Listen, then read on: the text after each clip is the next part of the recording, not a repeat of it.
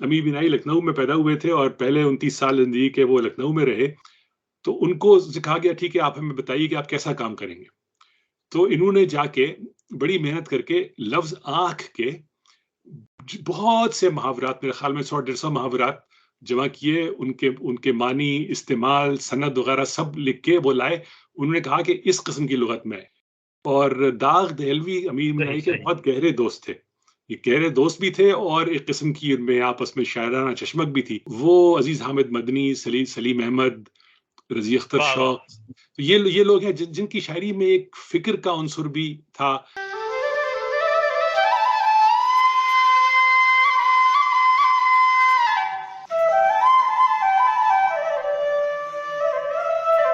आदाब दोस्तों, सुखन में खुशामदीद। मैं हूं वकास अजीज।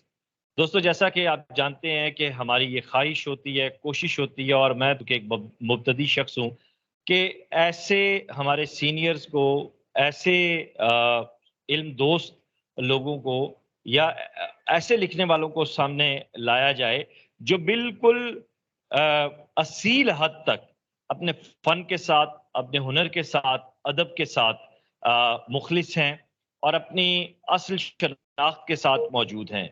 आज जिस वक़्त स्क्रीन पर आप जो हमारे साथ मुअज़्ज़ज़ व मोहतरम शख्सियत देख रहे हैं, ये पूरी उर्दू दुनिया के लिए बहुत आज फ़ख्र का मकाम है।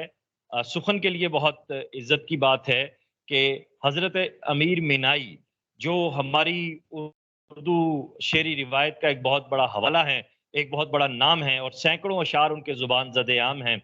उनके पड़पोते हैं जनाब अली मीनाई साहब, पे तर्ज शायर हैं, साहिब उसलूब शायर हैं, और बहुत ही मुनफ़रिद जो है आपके यहाँ हमें मज़ामीन भी मिलते हैं। और उसके पीछे अब हज़रत अमीर मीनाई की जहाँ बात हो, तज़किरा हो, उसके बाद फिर मेरे जैसा शख्स वो लफ्ज़ अपने मुँह में ही रखे तो ज़्यादा बेहतर है, क्योंकि एक बहुत बड़ी कद्दावर शख्सियत, और फिर अली भाई खुद बहुत खूबसूरत लबो लहजे के शायर हैं। प्रोफ़ेशन के हवाले से अगर बात की जाए तो आप अमेरिका में मौजूद हैं और वहाँ जदीद जो साइंसी उलूम हैं, वो पढ़ाते हैं। अली भाई, आपको मैं बहुत इज़्ज़त के साथ, एहतराम के साथ, दिल की अथाह गहराइयों से सुख़न के आज के इस पॉडकास्ट में, इस नशिस्त में खुशामदीद कहता हूँ। जी, वक़ास भाई अस्सलाम वालेकुम। ये मेरी इज़्ज़त अफ़ज़ाई है कि आपने मुझे इस महफ़िल में बुलाया। आप जो काम कर रहे हैं वो बड़ा अहम काम है और मुझे बहुत खुशी है कि मैं इसमें एक छोटा-सा किरदार अदा कर सकता हूँ। नहीं, नहीं, आप बड़ा किरदार अदा कर रहे हैं यकीनन। और अली भाई, ये बताइए कैसे हैं आप? आपको गुज़िश्ता ईद मुबारक हो। जी, जी, बिल्कुल, शुक्रिया आपको भी। जी, सही। मैं बिल्कुल खैरियत से हूँ। जी। चले माशाल्लाह। अच्छा, ये तो अब एक गैर रवायती, गैर रस्मी बात हो गई कि आपने लिखना कब शुरू किया। यकीनन शेर-ओ-अदब और वो फ़ज़ा आपकी घुट्टी में है, आपके घर में ऐसा माहौल। तो कुछ हम आपके बचपन की यादों से आगाज़ करते हैं गुफ्तगू। जी, मेरी पैदाइश कराची में हुई, उसके बाद फिर 3 साल की उम्र से लेकर, बल्कि ढाई साल की उम्र से लेकर और 10 साल की उम्र तक मैं लाहौर में रहा अपने वालिदैन के साथ और वहाँ बहुत शेरी महफ़िलें हमारे घर में हुआ करती थीं। उसमें तमाम जो लाहौर के बड़े-बड़े शुअरा थे, कासमी साहब थे, क़तील शिफ़ाई साहब थे, तुफ़ैल होशियारपुरी साहब थे, हकीम अहमद शुजा साहब थे। वो हमारे घर आया करते थे और हमारे यहाँ नशिस्तें होती थी। तो मैं तो बहुत छोटा था, उस वक़्त शेर-वेर की तमीज़ तो नहीं थी, लेकिन बहरहाल कान में वो आवाज़ें पड़ती रहीं। उसके बाद हम वापस कराची आ गए 1970 में और वहाँ भी ऐसा माहौल था हमारे ख़ानदान में कि जो ताल्लुकात थे बहुत से शायरों से, ख़ास तौर से एक हल्का था शुअरा का जिसमें कि माहिरुल क़ादरी, ताबिश देहलवी, इक़बाल सफ़ीपुरी, सैयद मोहम्मद जाफ़री, नज़र अमरोवी, शाहिर लखनवी, अदीब सहारनपुरी। अदीब साहब का तो मेरे बहुत पहले इंतकाल हो गया, तो उनको तो मैंने एक नहीं देखा। कहकशां, एक कहकशां। जी, एक कहकशां थी वो और वो इन लोगों के साथ हमारे ख़ानदान के घरों में मुशायरे हुआ करते थे और न सिर्फ़ होते थे बल्कि वो रिकॉर्ड कर लिए जाते थे। तो उनकी रिकॉर्डिंग्स मेरे पास थी, अब भी हैं। मैं आपने देखा कि मैं आहिस्ता-आहिस्ता उनको पोस्ट भी कर रहा हूँ यूट्यूब के ऊपर। तो वो मैं बार-बार वो चीज़ें सुनता भी था, यानी मुशायरा तो हो गया, ख़त्म हो गया, लेकिन शिरकत कियो ना कियो, लेकिन वो बाद में हम सुनते रहते थे। और घर में ज़ाहिर है कि माहौल भी ऐसा था कि उसमें बात-बात पे उर्दू के, फ़ारसी के, अंग्रेज़ी के अशार का हवाला दिया जाता था। تو میری والدہ نے اردو ادب اور انگریزی ادب دونوں میں ایم اے کیا تھا علی گڑھ سے. اور ماشاءاللہ. تو وہ اور میرے والد تو خیر خود بھی شاعر تھے اور بہت بہت قابل آدمی تھے، امیر مینائی کے پوتے تھے. تو یہ ہمارے گھر میں چرچا بہت تھا شاعری کا، بلکہ ادب کا کہوں گا میں، صرف شاعری کا نہیں، ادب کا، اور اردو، فارسی، انگریزی تینوں زبانوں میں. واہ واہ واہ واہ. تو حضرت امیر مینائی کے تذکرے ایک تو وہ ہم کتابوں میں پڑھتے ہیں، جو روایات ہم سینہ بسینہ جو چلی وہ تو آپ تک ہیں، ہم تک تو نہیں پہنچی، ہم تو کتابوں کی سے استفادہ کیا. تو آپ کے گھر میں ان کا کیا تذکرہ ہوتا تھا؟ کیسے ان کی شخصیت کے حوالے سے کچھ اگر آپ کو یاد ہو؟ جی، ان کا تذکرہ اکثر ہوتا تھا. تو ایک بات یہ تھی کہ امیر مینائی کا انتقال 1900 میں ہوا، یعنی کہ اب اس کو 123 سال ہو گئے. میرے والد اور چچا پھوپھی جو تھے، ان میں سب سے بڑی پھوپھی جو تھی، ان کی پیدائش 1908 میں ہوئی. تو ان میں سے کسی نے امیر مینائی کو دیکھا نہیں، یعنی جن کو ہم نے دیکھا انہوں نے امیر مینائی کو دیکھا نہیں تھا. لیکن ان کے والدین اور چچا پھوپھی جو تھے، انہوں نے، ظاہر ہے کہ وہ امیر مینائی کے بچے تھے. تو تذکرے بہت سی قصے ان کے بارے میں ہمارے خاندان میں مشہور ہیں. اور یہ کہ امیر مینائی کی کئی سوانحیں لکھی گئی ہیں. ایک تو ان کے بڑے عزیز شاگرد تھے ممتاز علی آ، انہوں نے لکھی ہے. ایک حافظ جلیل حسن جو ان کے چہیتے شاگرد تھے، جو بعد میں نظام حیدرآباد کے استاد بھی ہوئے، جلیل مانک پوری، انہوں نے لکھی ہے. اور بھی کئی لوگوں نے امیر مینائی کی سوانحیں لکھی ہیں. اور اس میں کیونکہ یہ لوگ برسوں کیا بلکہ 20 25 30 سال امیر مینائی کے ساتھ رہے، تو اس لیے ان لوگوں نے بڑی تفصیل کے ساتھ ان کے تمام واقعات بیان کیے جو بڑے دلچسپ ہیں. صحیح. میں اس لیے جاننا چاہ رہا ہوں کہ میری نسل اور میرے بعد کے جو لوگ ہیں جو سخن کو بہت زیادہ فالو کرتے ہیں، سخن ٹی وی کو دیکھتے ہیں، اور میں یہاں اس وقت اسکرین پہ جو دوست ہمیں دیکھ رہے ہیں ان سے گزارش کروں گا کہ وہ چینل کو سبسکرائب کریں، لائک کریں، اس ویڈیو لنک کو شیئر کریں زیادہ سے زیادہ، کیونکہ ایک زندہ و جاوید تاریخ آپ کے ساتھ شیئر ہو رہی ہے. تو سوال میں یہ کرنا چاہ رہا تھا کہ گھر کی جو ایک وہ گھٹی ہوتی ہے وہ حکایت کی، وہ ذرا مختلف ہوتی ہے. اگر کوئی بات آپ شیئر کریں گے، کوئی واقعہ، تو یقیناً یہ سننے والوں کے لیے، دیکھنے والوں کے لیے بھی بڑا اہم ہوگا. جی ہاں، اب واقعات تو یہ کہ دیکھیے، واقعہ بیان کرنے میں بڑی احتیاط کرنی چاہیے کہ اس میں کوئی ترمیم یا کوئی ایسی چیز نہ ہو جائے جو کہ، یہ تو اس تحریف لیے نہ ہو کسی کوئی قسم. بہت بہت تفصیلی واقعہ تو میں بیان نہیں کروں گا. لیکن ایک تو میں یہ کہنا چاہتا ہوں کہ امیر مینائی، ظاہر ہے کہ ان کی شہرت بطور شاعر کے ہے. اور خود بھی انہوں نے کہا کہ میری شہرت کا سبب مدح پیغمبر ہے امیر، ورنہ ارباب سخن میں میرا رتبہ کیا ہے. تو سب سے بڑی سبحان پہچان اللہ. تو ان کی نعت گوئی ہے. لیکن اس کے علاوہ ظاہر ہے کہ ان کی غزل گوئی اور شاعری، اس کی وجہ سے ان کی شہرت ہے. لیکن اصل میں جو کام تھا ان کا، جس سے ان کو شدید لگاؤ اور محبت، بلکہ میں کہوں گا آبسیشن تھا ایک طرح کا، وہ ان کا علمی کام تھا، اور وہ لغت نگاری اور الفاظ کی تحقیق کا کام تھا. تو یہ میں ذرا سی تاریخ بیان کروں کہ امیر مینائی لکھنؤ میں پیدا ہوئے تھے، اور پہلے 29 سال زندگی کے وہ لکھنؤ میں رہے. وہاں اچھی خاصی ان کی شہرت ہو گئی تھی، واجد علی شاہ کے دربار میں ان کی رسائی تھی، بلکہ انہوں نے 2 3 چھوٹی موٹی کتابیں بھی اس زمانے میں لکھی وہاں پر. لیکن اس کے بعد وہ رامپور آ گئے تھے، اور باقی ساری زندگی ان کی تقریباً رامپور میں گزری. وہاں پر وہ جو نواب تھے رامپور کی، یوسف علی خاں، پھر کلب علی خاں، پھر حامد علی خاں، ان سب کے بڑے مقرب تھے. وہ بہت ہی خاص مقرب تھے. تو وہاں اس زمانے میں سر الفریڈ لائل، جن کا ذکر غالب نے بھی اپنے خطوط میں بارہا کیا ہے، وہ ان علاقہ جات کے انگریز ریزیڈنٹ تھے، اور ان کو بہت علم دوست آدمی تھے، ان کو بہت دلچسپی تھی تمام علوم وغیرہ سے. تو انہوں نے نواب یوسف علی خاں سے یا شاید کلب علی خاں سے یہ پوچھا کہ ہمارے یہاں انگلستان میں انگریزی کی بڑی باقاعدہ قسم کی لغتیں، ڈکشنریز موجود ہیں، جیسے کہ آکسفورڈ ڈکشنری ہے وغیرہ، بڑی سائنسی بنیاد پہ تحقیق کے ساتھ ان میں ہر چیز ہوتی ہے. تو اردو کی ایسی کوئی ڈکشنری نہیں ہے. تو کیا آپ کے پاس کوئی ایسا آدمی ہے جو یہ کام کر سکے؟ تو نواب صاحب نے کہا کہ ہاں، اور انہوں نے امیر مینائی کو بلایا اور ان کو متعارف کرایا سر الفریڈ لائل سے. تو ان کو کہا گیا ٹھیک ہے، آپ ہمیں بتائیے کہ آپ کیسا کام کریں گے. تو انہوں نے جا کے بڑی محنت کر کے لفظ آنکھ کے بہت سے محاورات، میرے خیال میں 100 150 محاورات جمع کیے، ان کے معنی، استعمال، سند وغیرہ سب لکھ کے وہ لائے. انہوں نے کہا کہ اس قسم کی لغت میں ترتیب دوں گا. تو بہت وہ لوگ اس سے خوش ہوئے، اور ان کی سرپرستی کی گئی. انہوں نے دفتر سیٹ اپ کیا. اس دفتر کے اندر جس قسم کے لوگ کام کرنے کے لیے آئے، وہ ریاض خیر آبادی، وسیم خیر آبادی، جلیل مانک پوری، ممتاز علی، اس قسم کے لوگوں کو انہوں نے اپنے ساتھ شامل کیا کام میں، تو بڑے صاحب علم لوگ، اور ان لوگوں نے یہ کام آگے بڑھایا. اس کی بڑی تندہی کے ساتھ وہ کام ہو رہا تھا، لیکن اس کے بعد الفریڈ لائل کا تبادلہ ہو گیا، نواب صاحب کا، ان کا نواب کلب علی خان کا انتقال ہو گیا، تو اس کے بعد سرپرستی اس کی ختم ہو گئی. اور یہ باقی زندگی امیر بینائی نے اس لغت کی سرپرستی ڈھونڈنے کے لیے، فنڈز ڈھونڈنے کے لیے اس میں صرف کی. اور آخری زندگی میں وہ ان کو یہ نظام حیدرآباد نے ان سے کہا کہ آپ یہاں آ جائیے تو میں یہاں پر آپ کی مدد کروں گا، تو یہ وہاں چلے گئے. اور داغ دہلوی امیر صحیح بینائی کے صحیح بہت گہرے دوست تھے. یہ گہرے دوست بھی تھے، اور ایک قسم کی ان میں آپس میں شاعرانہ چشمک بھی تھی. تو بہت قریبی ان کے، بڑے بے تکلفانہ ان کے خطوط داغ کے اور امیر کے میرے پاس ہیں بہت سے، جس میں کہ آپ کو اندازہ ہوگا کہ بڑی بے تکلف قسم کی ان کی دوستی تھی. اور ایک دوسرے کو ایسی چیزیں بھی کہہ لیتے تھے جو کہ بالکل قریبی دوستی کہہ سکتے ہیں. تو داغ نے ہی ان سے کہا کہ آپ یہاں حیدرآباد آ جائیے، نظام سے بات کی انہوں نے، لیکن یہ بیچارے وہاں پہنچے اور 2 مہینے وہیں پہنچتے ہی بیمار ہوئے، اور 2 مہینے میں ان کا انتقال ہو گیا. تو اس سے وہ سب چیزیں رہ گئی. تو اس لغت کی پہلی الف ممدودہ اور الف مقصورہ کی جلد جو تھی وہ تو چھپ چکی تھی ان کی زندگی میں. سر سید نے اس پہ دیباچہ لکھا ہے، وہ چھپی ہوئی موجود تھی.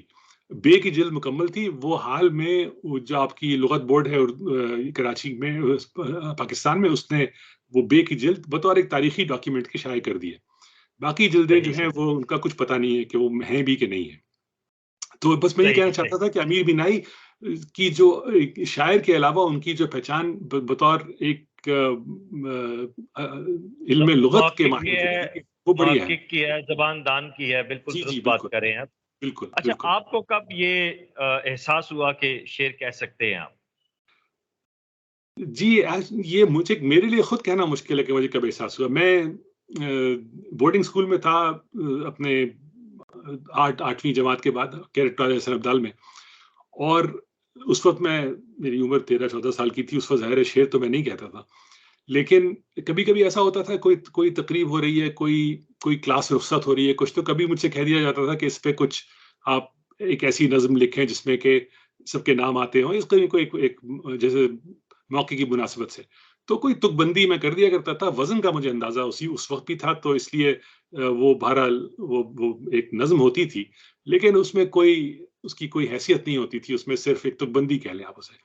پھر جب میں اس کے بعد کراچی آ گیا، صحیح NET میں تھا، صحیح صحیح. اس وقت میں نے باقاعدہ کچھ نہ کچھ شعر کہنے شروع کیا ہے. صحیح. تو پہلے کن جرائد رسائل میں چھپے آپ؟ جی، جرائد رسائل میں چھپانے کے سلسلے میں بہت کاہل رہا ہوں. تو شروع میں تو میں نے بالکل کسی کو نہ بھیجا نہ کچھ. جو مشاعرے وغیرہ ہوتے تھے گھر میں، ہمارے خاندان میں، دوستوں کے یہاں، حقی صاحب کے یہاں ہم لوگ جاتے تھے، کبھی ان کا مشاعرہ ہوتا تھا، کبھی ہمارے اور دوست لوگ، تو وہاں میں پڑھ دیا کرتا تھا. اس لیے شاعر کچھ جو وہاں کے تھے کراچی والے، جو میرے کلام سے واقف تھے، میں تو بالکل مبتدی تھا اس زمانے میں. لیکن پھر میں نے بھیجا نہیں کہیں. بہت بعد میں آ کے میں نے پھر کچھ سالوں کو اپنی چیزیں بہت ہی یعنی کبھی کبھی بھیجیں، تو ایک آدھ چیز، 2-4 چیزیں شاعر میں شائع ہوئی ہوں گی، کچھ چیزیں اور دوسرے رسالوں میں شائع ہوئی. بالآخر اقدار میں جو شبنم رومانی صاحب رسالہ نکالتے تھے کراچی سے، شبنم صاحب سے میرا تعلق ہو گیا. وہ یہاں تشریف لائے تھے، ان کی میزبانی میں نے کی تھی. اس کے بعد پھر جب میں کراچی جاتا تھا تو شبنم صاحب سے میری ضرور ملاقات ہوتی تھی، اور وہ انتہائی مخلص اور بہت ہی عمدہ شاعر بھی تھے اور بہت اچھے انسان. تو ان کا رسالہ اقدار جو تھا، اس میں باقاعدگی کے ساتھ پھر کلام اپنا بھیجنے لگا. جب اقدار بند ہو گیا تو اس کے بعد پھر میں نے کلام بھیجنا کہیں بند کر دیا. اس وقت تک یہ سوشل میڈیا وغیرہ آ گیا تھا، فیس بک پہ اور ان سب چیزوں پہ، تو اسی لیے میں نے کوئی زیادہ توجہ نہیں کی اس طرف. شاید کرنی چاہیے تھی، لیکن میں نے کی نہیں. اگر کسی نے مانگ لیا، بعض دفعہ کوئی کہتا تھا کہ ہمیں اپنا کچھ بھیج دیجیے، تو میں بھیج دیتا تھا. اس کے بعد میں یہ بھی نہیں دیکھتا تھا کہ وہ چھپا کہ نہیں چھپا. تو یہ صورتحال رہی ہے. میں ذرا اس طرف سے تھوڑا سا میں نے بے توجہی کی ہے. صحیح صحیح صحیح. آپ نے پہلا مشاعرہ کب پڑھا، اور کیا باقاعدہ مشاعروں میں آپ شامل ہوتے رہے؟ کچھ اس بارے میں بھی بتائیے گا. جی، باقاعدہ مشاعرے، یہ جس قسم کا پبلک مشاعرہ کہتے ہیں، وہ پاکستان میں تو میں نے شاید ہی کسی میں شرکت کی ہو، کیوں پاکستان سے گئے ہوئے مجھے 38 سال ہو گئے. تو میں تو صرف چھٹیوں وغیرہ میں کبھی کبھی جاتا تھا پاکستان.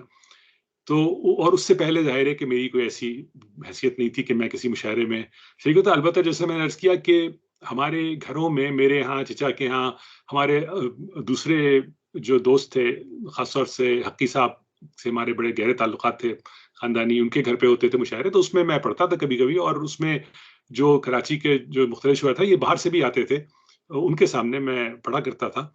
تو میں سمجھتا ہوں کہ یہ سن 85 کے لگ بھگ ہوگا کہ میں نے پہلی دفعہ شاید، یا شاید اس سے تھوڑا ذرا پہلے ہوگا کہ میں نے پہلی دفعہ کسی مشاعرے میں شرکت کی، لیکن وہ ایسے ہی نجی مشاعرہ تھا کوئی.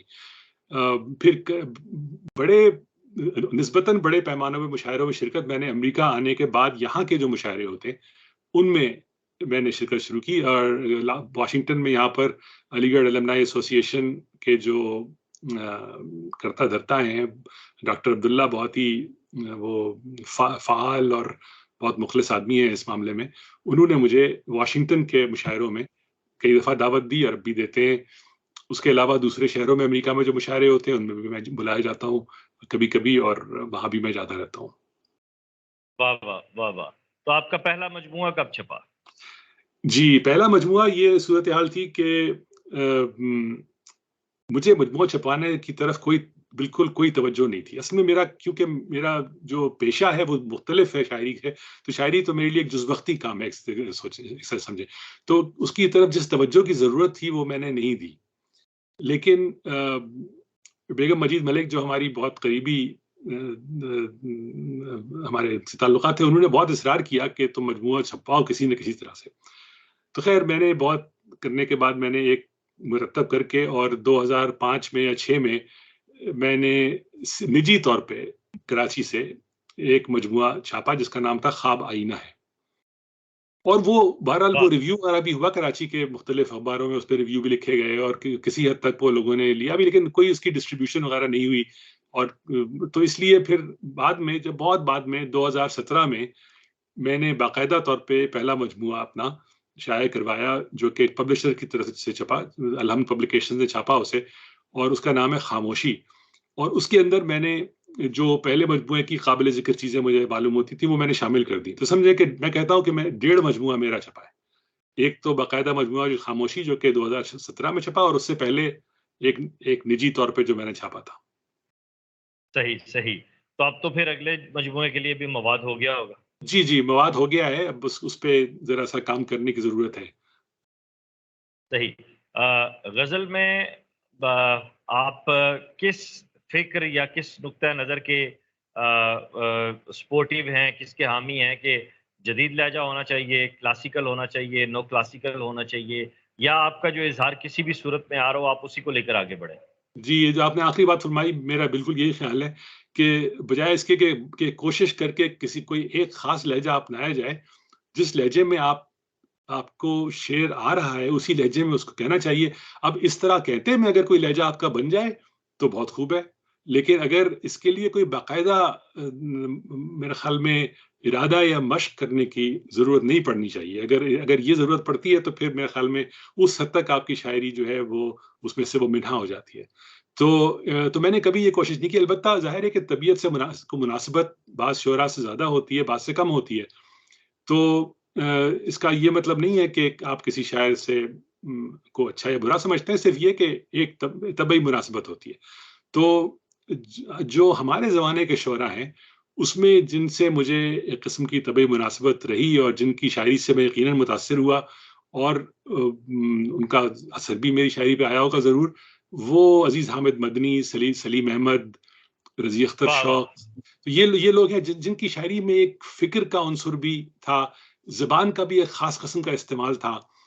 تو یہ جو یعنی شاعر تو مجھے سب پسند ہیں، بہت اچھے، بڑے اچھے شاعر ہیں، لیکن ان لوگوں کے ہاں جو ایک فکری عنصر تھا اس نے مجھے ہمیشہ بہت زیادہ متاثر کیا. اسی لیے جو اردو کے کلاسیکل شعراء ہیں اس میں بھی غالب سب سے زیادہ مجھے عزیز ہیں، کیونکہ ان کی شاعری میں یہ جو فکری عنصر ہے وہ مجھے بہت اٹریکٹ کرتا ہے. لیکن یہ ایک عجیب بات ہے کہ مثلا فارسی شعراء میں سب سے زیادہ میں حافظ کو پڑھتا ہوں اور بہت زیادہ مجھے عزیز ہے حافظ، حالانکہ حافظ کے یہاں فکر کم ہے اور ایک والہانہ پن زیادہ ہے.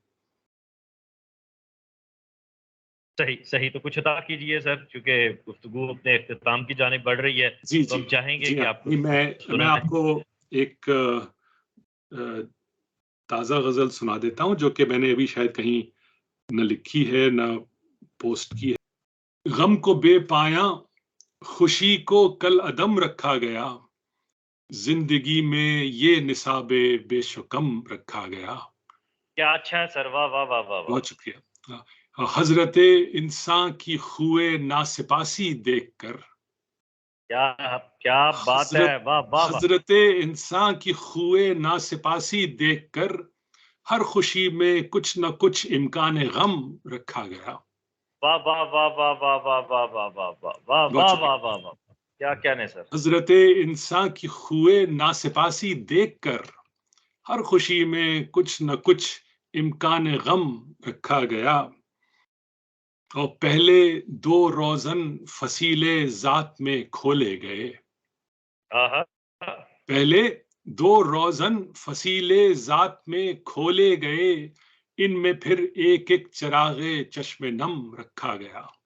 چراغ چشم نم کی کیا بات ہے، کیا اچھی ترکیب ہے بھائی، سبحان بہت اللہ۔ شکریہ۔ حضرت پہلے دو روزن فصیلے ذات میں کھولے گئے، ان میں پھر ایک ایک چراغ چشم نم رکھا گیا، اور تاکہ رقصاں رہ سکے پہ ہم نگارے زندگی، کیا مصرع بولتا ہوا، تاکہ رقصاں رہ سکے پہ ہم نگارے زندگی، ساز جام آرزو کا زیر و بم رکھا گیا۔ کیا کہنے کیا ساز کہنے، جام آرزو کا زیر و بم رکھا گیا، اور یہ میں خاص طور سے عرض کرنا چاہتا ہوں کہ حرف کے اخگر سرے لوہے گماں لکھے گئے۔ جو آپ کہہ رہے تھے جدید آہا لہجہ یا قدیم یا کلاسیکل لہجہ، آہا، تو حرف کے اخگر سرے لوہے گماں لکھے گئے، ایک شعلہ تھا کہ نام اس کا قلم رکھا گیا۔ واہ واہ واہ واہ واہ واہ واہ واہ واہ واہ واہ، کیا کہنے کیا کہنے، حرف کے کیا اخگر بہت زبان قد عام ہونے والا مصرع یہ ایک حرف جی کے جی جی، اخگر حرف کے اخگر سرے لوہے گماں لکھے گئے، ایک شعلہ تھا کہ نام اس کا قلم رکھا گیا، اور جادے الفت پہ آغاز سفر آسان نہ تھا۔ آہا، جادے الفت پہ آغاز سفر آسان نہ تھا، پہلے سر رکھا گیا ہے پھر قدم رکھا گیا۔ کیا کہنے کیا کہنے کیا بہت کہنے، شکریہ۔ واہ واہ واہ واہ واہ واہ واہ جادے واہ، الفت پہ آغاز سفر آسان نہ تھا، پہلے سر رکھا گیا ہے پھر قدم رکھا گیا، پھر قدم رکھا گیا، اور کیا خبر درپیش کب ہو جائے کس منزل کی راہ۔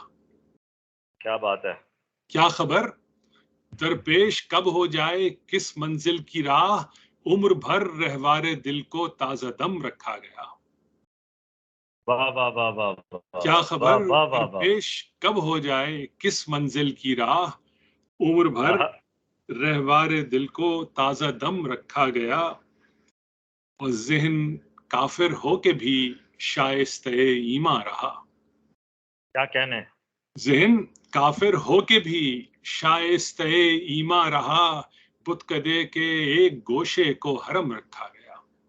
کیا کہنے کیا کہنے ذہن کیا کہنے، کافر ہو کے بھی شائستہ ایمان رہا، بت کدے کے ایک گوشے کو حرم رکھا گیا، اور آخری شعر ہے کہ شکر ہے دنیائے امکانات لامحدود میں، آہا، شکر ہے دنیائے امکانات لامحدود میں، میری ہستی کو سزاوار عدم رکھا گیا۔ کیا کہنے کیا کہنے کیا بہت کہنے، شکریہ، بہت بہت شکریہ۔ آپ کا بہت شکریہ علی بھائی، آپ نے وقت دیا، اور دوستو ہم انشاءاللہ تعالی علی مینائی صاحب سے مزید بھی وقت لیں گے، اور اس گفتگو کے بعد میرا کچھ کہنا نہیں بنتا ماں سوائے اس کے کہ آپ اس ویڈیو لنک کو زیادہ سے زیادہ شیئر کیجئے گا، تاکہ جتنے بھی نئے لکھنے والے ہیں، جتنے بھی نئے دوست ہیں جن سے تعارف کا ایک سلسلہ بن رہا ہے، تک ہماری یہ ادنیٰ سی کاوش پہنچ سکے۔